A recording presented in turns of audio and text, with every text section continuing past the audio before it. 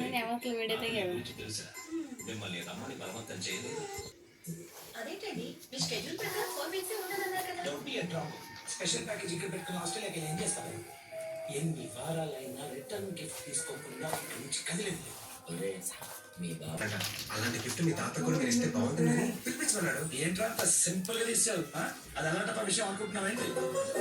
కొద్ది రోజుల్లో చనిపోయే ఏ తండ్రికి ఏ కొడుకు ఎప్పుడు చూపించని నీ ఇవ్వాలి. It's gonna B amazing might.